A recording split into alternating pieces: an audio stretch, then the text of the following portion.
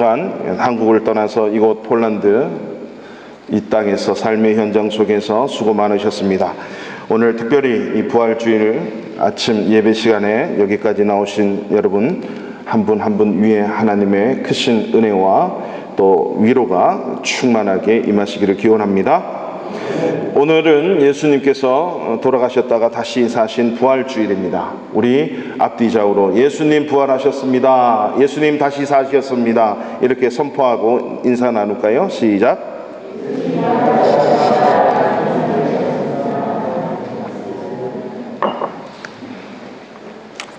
네, 선포하는 것에 은혜가 있는데 다시 한번 우리 그렇게 옆 사람 좌우 뒷분들과 인사를 좀 할까요? 주님의 사랑으로 사랑합니다. 이렇게 고백하며 축복합니다.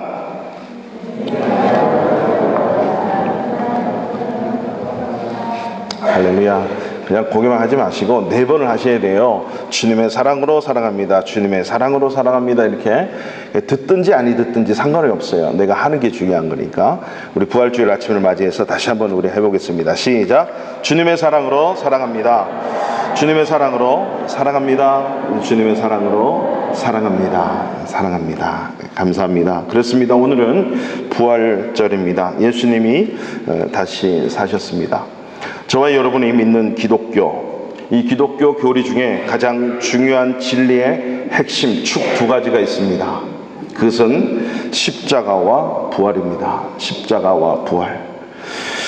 십자가는 하나님의 아가페적인 사랑과 공의가 완전하게 이루어진, 동시에 이루어진 사건입니다. 그리고 부활은 영원히 죽었던 우리를 죄에서 구원하셨고 그 구원하신 우리 백성들이 영원히 사는 영생을 의미하는 것입니다. 여러분 부활을 믿습니까? 우리 기독교는 종교라고 한다면 부활의 종교입니다. 혹시 오늘 이 자리에 계신 분들 중에 부활을 믿지 않는 분들이 안 계실 거라고 저는 믿습니다만, 만약에 부활이 없다, 부활이 믿어지지 못한다 그러면 우리가 성경대로 믿음을 갖고 있는 것이 아니고 또 성경을 모른다라고 해도 과언이 아니겠지요. 예수님께서는 요한복음뿐만 아니라 사복음서에 여러 차례 스스로 죽었다가 스스로 십자가에 돌아가시고 3일 만에 부활한다라고 몇 번이나 거듭거듭 말씀하셨습니다.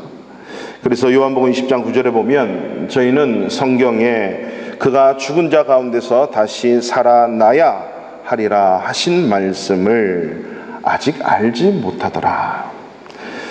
구약 성경뿐만 아니라 신약 성경에도 부활에 대하여 200번 넘게 그 부활에 대해 언급하고 있습니다.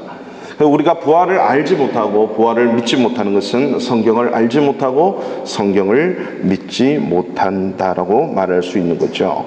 부활을 믿지 못한다는 것은 곧 믿음이 없는 것이다 라고 하는 것입니다. 뿐만 아니라 우리가 믿는 그 부활이라는 것은, 부활은 능력임을 우리는 믿어야 됩니다. 한때 세상을 풍미했던 많은 성인이라고 하는 그러한 사람들은 이 세상에 와서 다 죽어버렸습니다.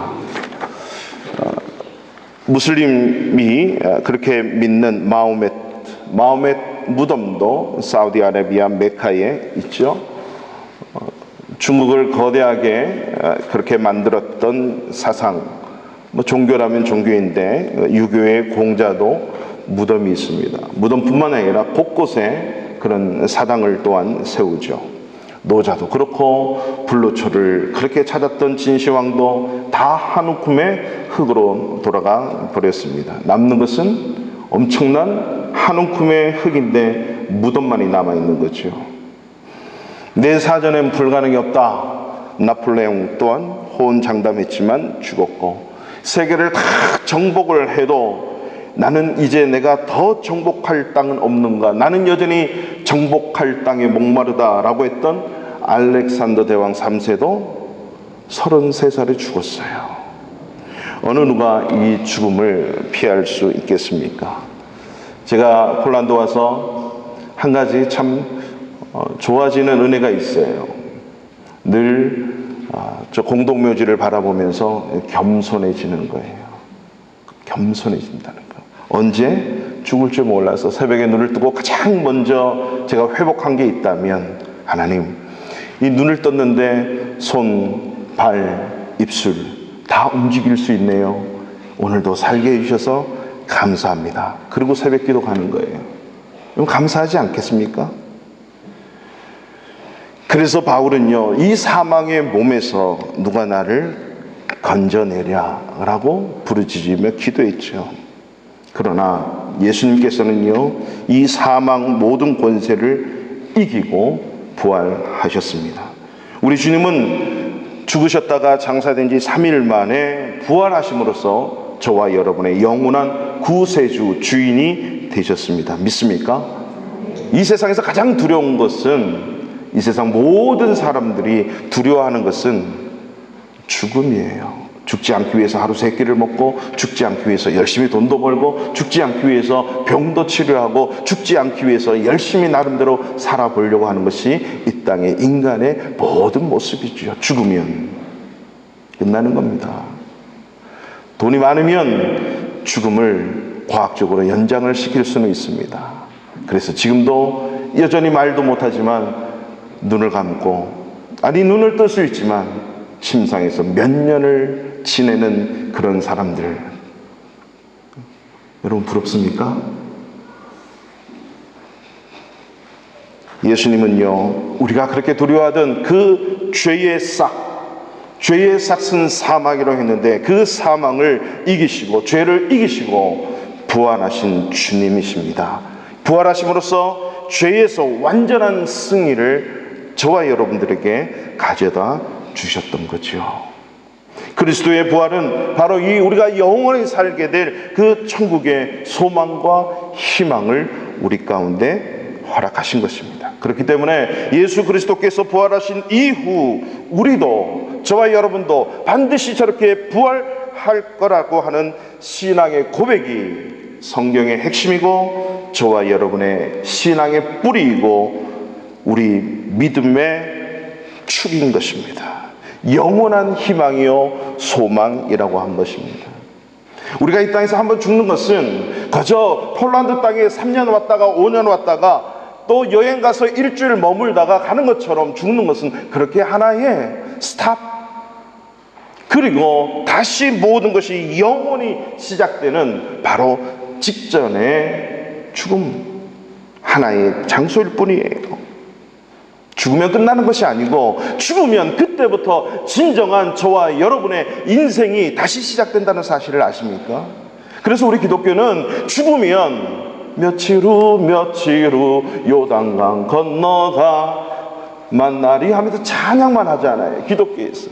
제가 장례식을 화장터에 가서 찬양하면서 인도하고 왔는데 옆에 사람이 계속 지나가면서 저를 보는 거예요. 그리고 예배를 마치고 화장터에 들어갔는데 어떤 분이 상조 옷을 입고 저에게 와서, 목사님신 것 같은데 왜 기독교는 사람이 죽으면 그렇게 노래를 부릅니까? 이야, 그 장례식장에서도 복음을 증거하는 기회가 있다는 거예요. 그 장례식장 가서 열심히 찬양해야 될 이유도 거기에 있습니다. 거기서 제가 복음을 증거했습니다. 그분이 당장 예수 믿겠다고 교회 나오겠다고 얘기를 하는 거예요. 왜 그렇죠? 우리 기독교는 죽으면, 눈 뜨면 천국이고 그곳에서 영원히 이제는 살아야 돼요. 여러분, 이 세상 오고 싶어도 못 오는 거예요. 아니, 오고 싶은 마음이 없지요. 그렇기 때문에 이 부활이라는 것은 주님께서 이미 우리에게 이렇게 될 거야 라고 시온의 대로를 확 열어놓으시고 이미 경험하게 하시고 보여주신 길이 예수님의 부활이라고 하는 사실, 이 은혜가 있기를 축원합니다. 나비와 하루살이가 사랑을 했어요. 근데 해가 쫙 저무는데 나비가 하루살이에게 얘기했습니다. 이제 해가 저물었으니 우리 내일 만날까? 그리고 내일 만나서 다시 우리 데이트를 하자 했더니 하루살이가 물어요. 내일이 뭐야? 내일이 무슨 뜻이야? 하고 그 자리에서 죽어버렸어요. 만일 부활이 없다면요, 우리는 마치 이 하루살이와 같은 인생이 되고 말 것이라고 하는 거죠. 오늘 우리가 읽었던 이 고린도전서 15장은요 부활장이라고 합니다. 부활이 없다면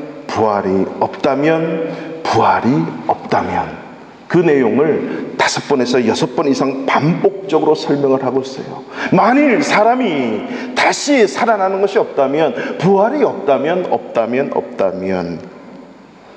이 말은요 부활이 있기 때문에 우리는 이러한 신앙을 가지고 살아야 된다라고 하는 말과 동일한 거죠. 부활이 없다면, 부활이 있으니까 이러한 신앙으로, 이러한 믿음을 가지고 신앙생활을 하자, 이렇게 살아야 됩니다, 크리스찬들은 이렇게 살아야 됩니다 라고 말씀하고 있는 장면이 오늘 본문의 말씀입니다. 부활의 신앙은 어떠한 신앙일까요? 그리고 부활이 없다면 어떻게 비참해질까요? 오늘 본문에서 우리에게 구체적으로 설명을 하고 있는데, 첫 번째로 만약 부활이 없다면 예수 그리스도께서 절대로 살아나지 못한다는 사실입니다. 그러니까 부활의 신앙이라고 하는 것은 부활이라는 것이 있기 때문에 예수님이 다시 살아나셨다라고 하는 것입니다. 첫 열매, 첫 케이스가 된 거죠. 외국에 살다 보니까 큰 기업들이 이렇게 들어올 때 그 기업의 길을 개척하기 위해서 처음 이렇게 오시는 분들이 있잖아요. 우리나라 대기업도 그렇고 여러 기업들이 처음 와서 그 다리를 놓더라고요. 첫 케이스가 되어서 그것을 통해서 열어가지 않습니까? 마찬가지로 예수님이 이렇게 부활하는 거야 라고 우리에게 본보기로 보여주시는 거예요. 그러면 저와 여러분들은, 예수를 따르는 저와 여러분들은 죽으면 그렇게 다 부활하게 돼 있다라고 하는 거죠. 그래서 부활의 첫 열매라고 하는 것입니다. 우리 12절 말씀 다 같이 13절까지 다 같이 읽겠습니다. 시작.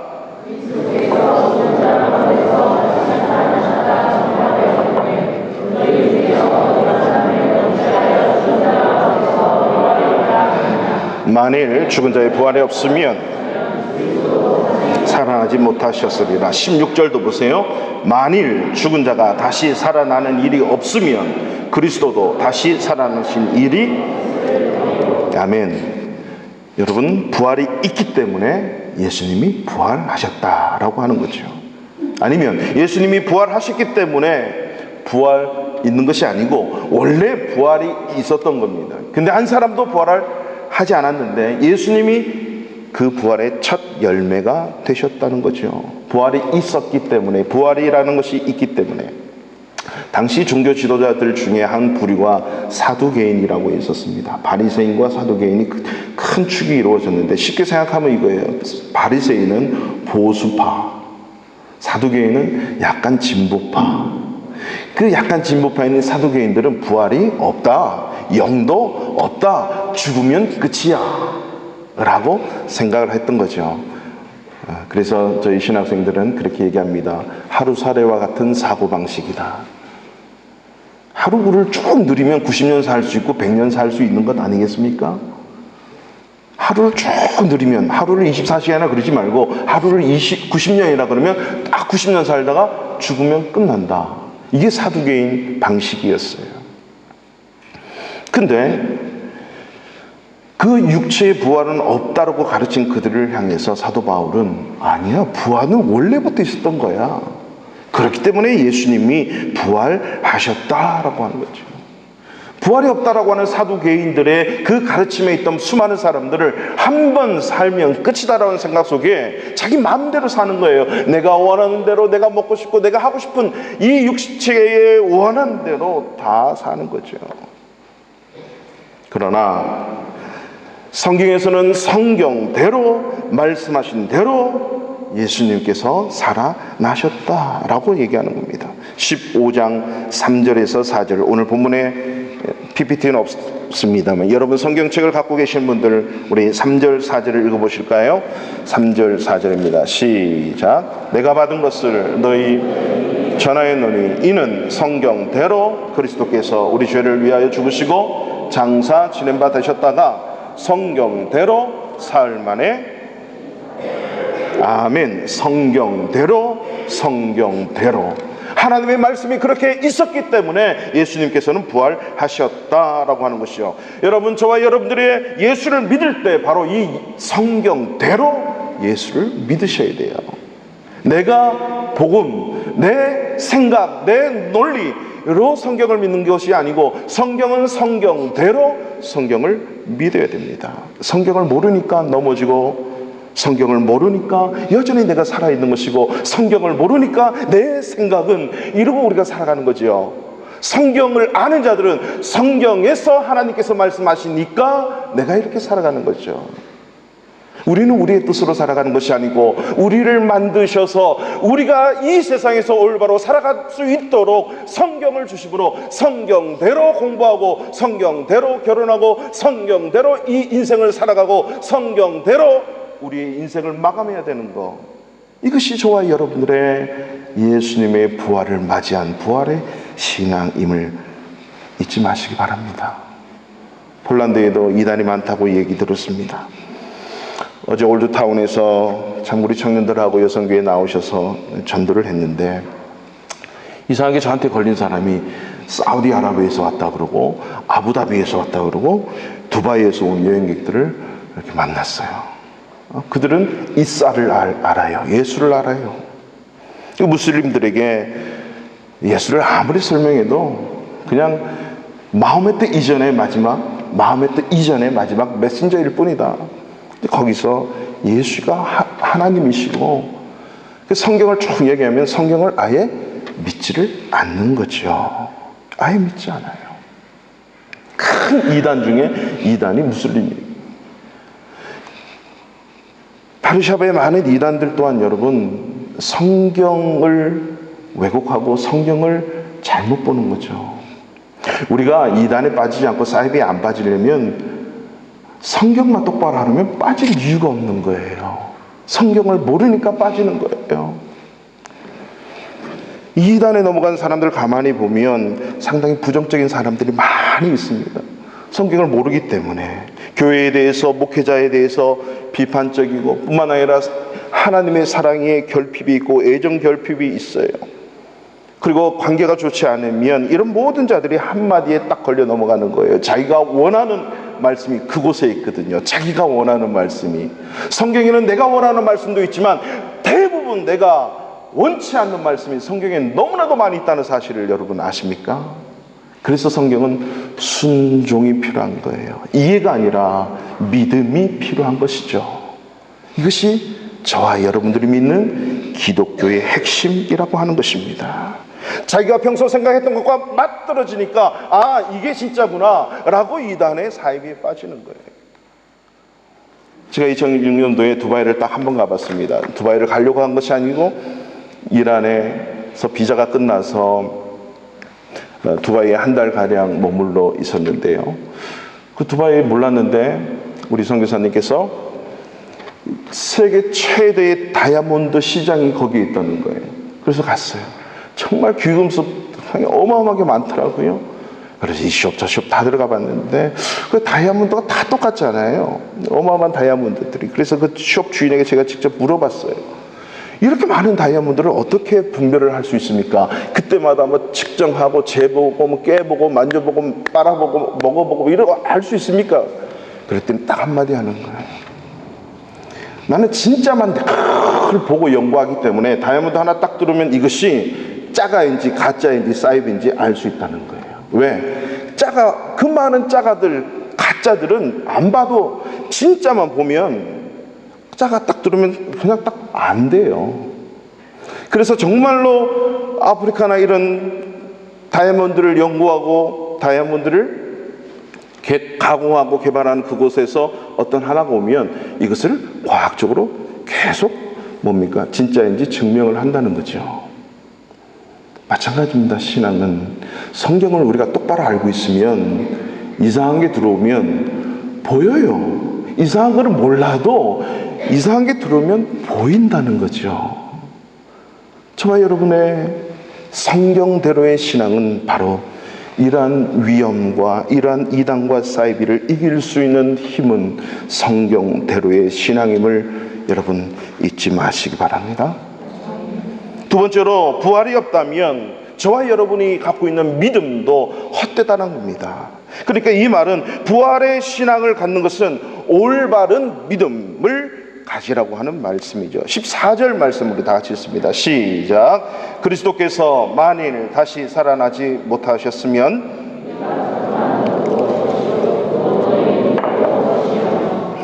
우리의 믿음, 맨 마지막 너희의 믿음도 헛것이고 17절 보세요. 그리스도께서 다시 살아나신 일이 없으면 너희의 믿음도 헛것이고 너희가 여전히 죄 가운데 있을 것이요. 부활이 없었다면 저와 여러분이 갖고 있는 그 믿음도 헛되다는 겁니다. 올바른 믿음이라고 하는 거, 우리의 믿음이라고 하는 것은 바로 이 부활을 믿는 신앙이라고 하는 겁니다. 믿음으로 산 자들이 우리는 잘 알고 있습니다. 아브라함, 그리고 그 이후에 수많은 믿음의 선진들을 우리는 잘 알고 있지요. 그들은 어떤 믿음을 갖고 있었습니까? 믿음은 바라는 것들의 실상이요 보이지 않는 것들의 증거입니다. 여러분, 믿음이라고 하는 세계는 이해와 논리로 받아들여지는 것이 절대 아닙니다. 만약에 이렇게 이해를 하셔야 됩니다. 이해와 논리로 부부지간에 이해와 논리로 다가간다면 늘 만나서 이해와 논리를 따져야 됩니다. 사랑이라는 거 하는 거, 신뢰라고 하는 거, 믿음이라고 하는 것은 존재하지 않겠지요.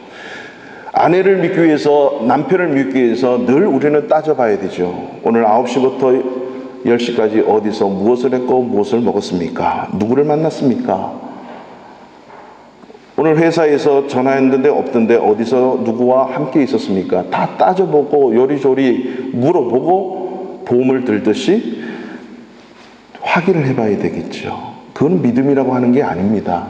그냥 이해이고 확인이죠. 저와 여러분들이 갖고 있던 이 믿음은 예수 그리스도의 부활과 그분이 하셨던 많은 말씀들에 대한 믿음이고 신뢰입니다. 믿고 따라가니까 그 외에 우리가 갖춰야 될 수많은 이해와 수많은 논리가 잡혀져 가는 것일 뿐입니다. 믿음이 우선이라고 하는 겁니다. 그렇게 하나님은 저와 여러분들이 하나님을 알고 예수를 믿도록 창조하셨던 거지요. 그것이 그래서 믿음은 선물이라고 하는 겁니다. 할렐루야. 하나님이 거저 주셔야 그 믿음으로 믿어지게 되는 거지요. 이것이 믿음이라고 합니다. 부활이 없다면 믿음이 헛것이기 때문에 예수를 안 믿어도 되는 겁니다. 부활이 없다면 우리가 예배의 행위, 예수 믿는 거 다 잘못된 것이라고 하는 겁니다. 그러므로 저와 여러분들의 올바른 부활의 신앙, 그것은 올바른 믿음을 갖고 있는 것입니다. 세 번째로 부활이 없다면 말씀 전파하는 것이 헛된 것입니다. 부활을 믿기 때문에 부활의 신앙은 말씀을 전파해야 된다는 거죠. 14절 다시 한번 읽을까요? 시작. 못하셨으면 우리가 전파하는 것도 헛것이요. 아멘. 그리스도께서, 예수님이 만일 다시 살아나지 못하셨으면, 부활하지 않으셨으면 우리가 전파하는 것도 헛것이다. 그러니까 부활의 신앙을 갖고 있는 저와 여러분들이 반드시 해야 될 것은 말씀을 전파하는 거다. 말씀을 전파. 무슨 말씀? 성경 말씀. 이 부활하신 예수 그리스도를 전파하는 거죠. 기독교인들에게 있어서 가장 중요한 사명은 복음 전파에 있다는 사실을 우리는 잊지 말아야 됩니다. 예수 믿어야 구원받기 때문에 오직 예수 그리스도 외에는 구원이 없다라고 하는 이 사실을 전파해야만이 이거는 부활의 신앙인 거예요. 어제 무슬림들을 만나면 늘 논쟁을 하기를 좋아하죠. 설명을 하기를 좋아하고 자기의 마음의 뜻을 자랑하기를 좋아하지요. 그 앞에서 논쟁하려고 하면 안 됩니다. 여러분, 이단을 만나면 절대 논쟁하지 마십시오. 이단을 만나면 절대 그 말에 귀 기울이지 마십시오. 중요한 것은 내가 알고 있는 복음, 내가 알고 있는 생명을 그 자리에서 증거하는 것입니다. 그러면 그들이 논쟁하지 않아요. 여호와 증인이 오지요, 신천지가 오고 구원파가 오지요, 정명석이 오지요. 어떤 누가 와서 나에게 말을 걸 때 당신 크리스찬입니까? 라고 하면 저의 얘기를 들어보세요 이런다고요. 미안합니다, 제 얘기부터 먼저 듣고 그리고 얘기하지요 라고 시작하셔야 됩니다. 예수님만이 오직 유일한 구원의 길입니다. 예수 믿어야 영생하고 천국 갑니다. 이 사실을 믿습니까? 믿지 않으면 대화가 안 되는 거예요. 어제 무슬림을 만났습니다. 그 이사, 그 예수는 하나님이십니다. 그 예수를 믿어야, 당신이 알고 있는 그 알라는 예수만을 믿어야 구원을 받을 수 있는 그 길을 열어놓으셨습니다. 구원받는 길, 예수 외에는 어떤 누구도 없습니다. 마호메트도 어떤 누구도 다 죽었습니다. 그는 구원의 길이 아닙니다. 예수를 믿어야 진정한 구원의 길입니다. 여러분, 이 사실을 전파하셔야 됩니다. 할렐루야. 다른 이로서는 구원을 얻을 수 없나니 하나님께서는 천하 사람 중에 구원받을 만한 다른 이름을 우리에게 주신 일이 없습니다. 구원받고 천국 가는 그 길은 예수 외에는 없다는 거죠. 나는 길이요 진리요 생명이니 나로 말미암지 않고는 하나님 아버지께로 갈 자가 없느니라. 할렐루야. 예수 외에는 구원이 없다는 사실을 여러분 하루에 얼마나, 여러분 인생을 통해서 얼마나 많이 전파를 하셨습니까?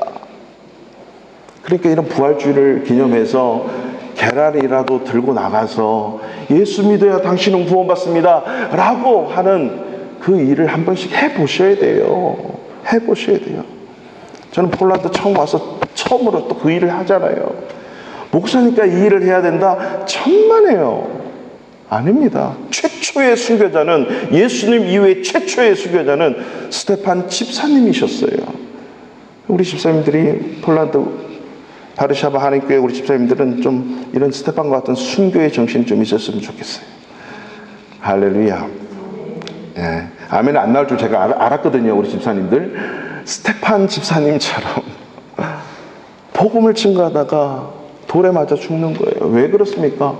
그 길 외에는 구원받는 길이 없어요. 이 사실을 어떻게 해야 된다고요? 부활의 신앙을 갖고 있는 사람은 증거해야 되고 전파해야 된다는 것입니다. 전파하는 것입니다.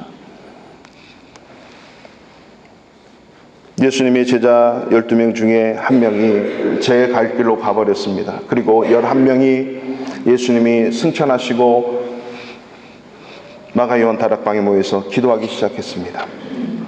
그리고 베드로가 기도하면서 가장 먼저 하나님께 주신 마음을 가졌는데 그것이 한 제자를 채워서 12명을 만들어야 됩니다. 그때 12명을 만들면서 한 말이 뭐냐면 사도행전 1장에 보면 항상 우리와 함께 다니던 사람 중에 하나를 다시 세워 우리와 더불어서 예수님께서 부활하심을 증언할 사람이 되게 하리라. 예수님께서 부활하셨다는 사실을 증거하고 증언해야 될 그 한 사람이 가룟 유다를 대신해서 서야 됩니다 라고 하는 것입니다. 이 부활을 전파하고 부활을 온 세상에 알려야 될 그 한 사람, 그 한 사람은 오늘날 저와 여러분임을 잊지 마십시오. 예수님이 부활해서 진정한 생명을 저와 여러분에게 주셨습니다 라고, 우리의 생명의 주인은 예수 그리스도입니다 라고 전파해야 될 신앙은 바로 저와 여러분들이 갖고 있는 부활의 신앙임을 잊지 마십시오. 마지막 네 번째로 이 부활의 신앙, 부활이 없다면 우리가 거짓 증인으로 발견된다는 거죠. 즉 다시 말하면 부활의 신앙이라고 하는 것은 참된 증인된 자로서의 삶을 살아가는 것입니다. 15절 다 같이 읽겠습니다. 시작. 우리가 하나님의 거짓 증인으로 발견되리니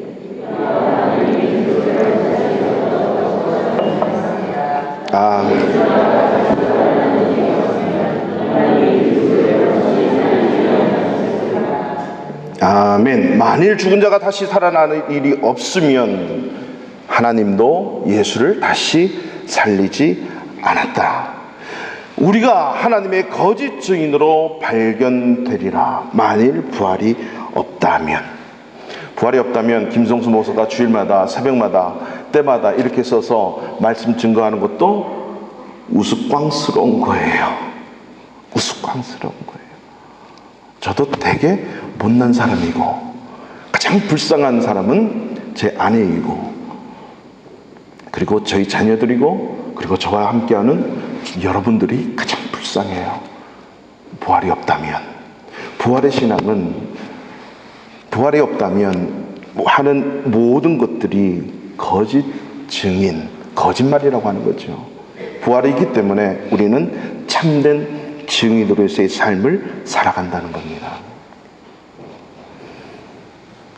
인도에 한 장로님이 계셨어요. 이 장로님은 육군사관학교를 우수한 성적으로 졸업하신 분이고 마지막 은퇴를 인도의 무관으로 계셨던 장로님이세요. 이 장로님이 육사를 졸업하기 전에 결혼을 하셔야 되잖아요. 그래서 아주 아리따운 대구 아가씨를 아내로 맞이하기 위해서 이제 결혼을 해야 되는데, 이 권사님은 3대째 신앙인인데 이분은 거의 절에서 수계라 그럽니까? 뭘 이게 새기는 게 있더라고요. 아주 독실한 절맨이셨어요. 근데 이제 이 아리따운 아내를 얻기 위해서 거짓말로 고백은 해야죠. 교회에 따라갈게요. 그리고 휴가를 나와서 육사생도 때 이 남편 될 사람을 데리고 교회를 갔어요. 생전 처음으로 교회를 갔어요. 생전 처음으로 예배를 드리고 있는데 첫 번째 말씀이, 목사님께서 하시는 말씀이 물이 변해서 포도주가 됐다는 내용이에요. 물이 변해서 어떻게 포도주를 됐느냐. 그때부터 이 장로님이 눈이 번쩍번쩍 뜨이면서 내가 결혼해야 될 이 사람이 이 정신병자들한테서 건져내야겠다. 내가 이 사망에서 건져내야 될 사명이 나한테 있구나. 어떻게 물이 변해서 포도주가 됐다라고 선포했는데 거기에 아멘하고 거기에 주여하고, 이거는 분명히 정신병자의 집단이다. 규정을 짓고 이분이 철저하게 육사 공부를 하시면서 어떻게 하면 자기의 아내를, 자기의 애인을 그 교회에서 건져낼까 고민하기 시작한 거예요. 그 고민이 이루어졌을까요? 안 이루어졌을까요? 끊임없이 파고들고 성경을 보고 읽고 휴가 나오고 외박 나와서 교회 갔는데 자기가 그냥 정신병자가 돼버린 거예요.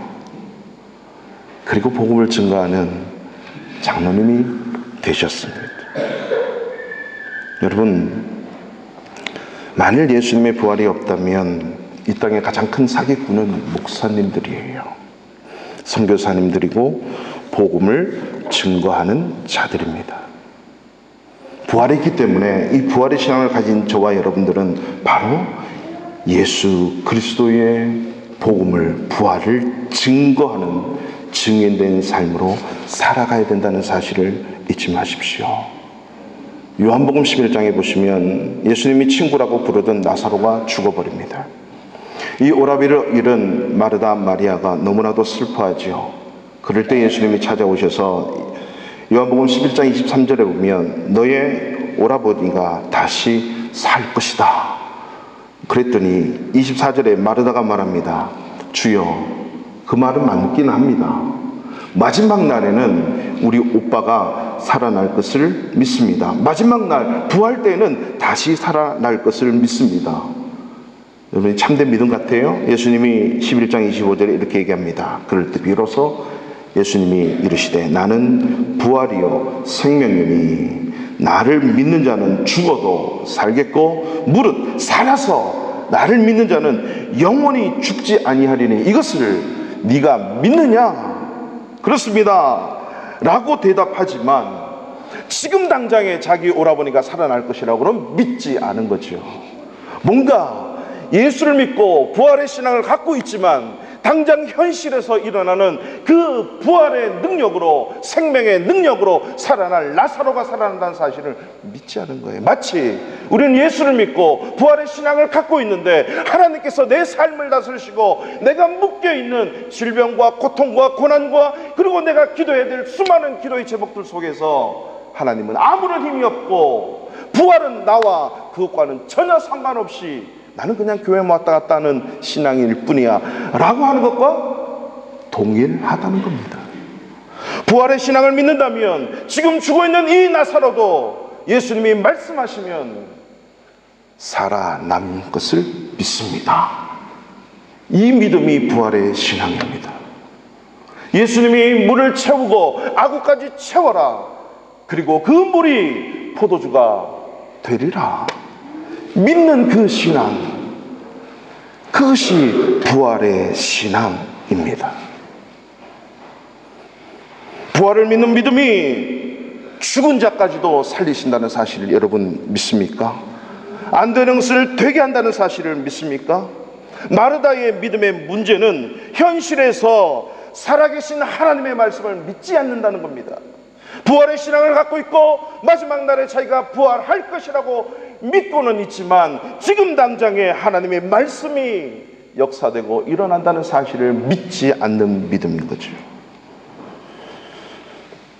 그러면서 바울은 오늘 19절에서 결론적으로 이렇게 말하고 있습니다. 19절입니다. 시작. 만일 그리스도께서 우리가 바라는 것이 다만 이 세상의 삶뿐이면 모든 사람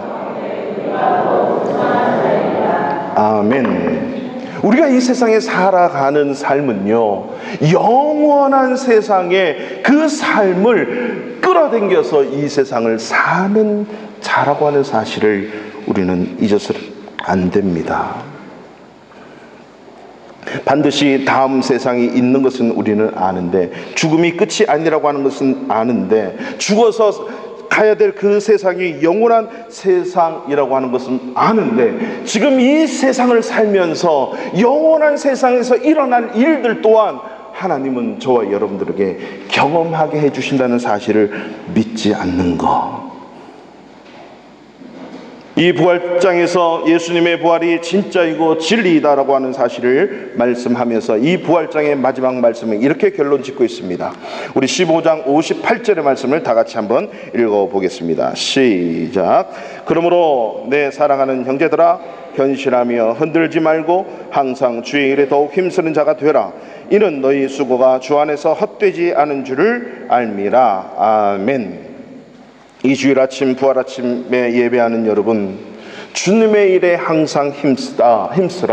주의 말씀을 전파하고 주의 예수 그리스도의 증인된 삶으로 살아가고 우리의 믿음을 부활의 신앙으로 다져가는 그 일, 때로는 주일 예배 때문에 내 삶도 포기해야 되고 나의 즐거움도 포기해야 되고 교회 봉사하는 것 때문에 때로는 내가 가져야 될 시간도 포기하는 것, 성도 한 사람을 정말 성도로 만들기 위해서 섬기고 투자하는 물질들, 주님 앞에 헌금하는 헌금의 생활들, 봉사하는 봉사의 생활들, 수많은 선교사님, 수많은 사역자들, 수많은 영혼들을 섬기기 위해서 물질로 양면으로 마음으로 쓰여지고 시간을 투자하는 그 모든 행위들, 우리 청년들을 사랑하는 마음으로 청년들에게 밥을 한 끼라도 따뜻한 밥을 사주면서 그들을 픽업하고 드롭하는 모든 이러한 행위들, 이것이 정말 주님의 일이라면 결코 헛되지 않다라는 것이 오늘 사도 바울이 우리에게 남겨주신 말씀입니다. 왜 그럴까요? 우리가 살아야 될 이 세상은 이 세상이 아니라 여러분이 죽으면 그때부터 시작되는 세상이 진짜 세상이기 때문에 그 세상